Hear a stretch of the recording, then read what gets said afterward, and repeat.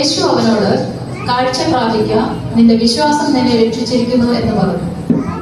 ക്ഷണത്തിൽ അവൻ കാഴ്ച പ്രാപിച്ച ദൈവത്തെ മഹത്വീകരിച്ചും കൊണ്ട് അവനെ അനുഗമിച്ചു. ജനമെല്ലാവരും കണ്ടിട്ട് ദൈവത്തിന് പുകഴ്ച കൊടുത്തു.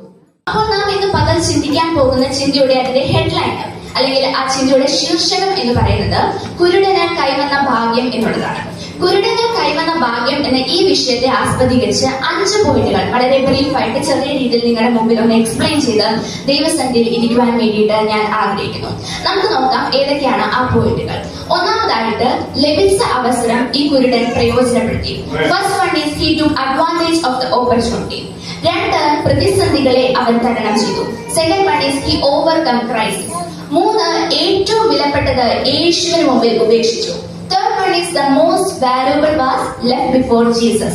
4, അവന്റെ പ്രാർത്ഥന നിലനിൽക്കുന്ന ഒന്നിനു വേണ്ടിയിട്ടായിരുന്നു. Fourth one is his prayer was for something that would last. 5, അവന്റെ പ്രതികരണം. The last one is his response.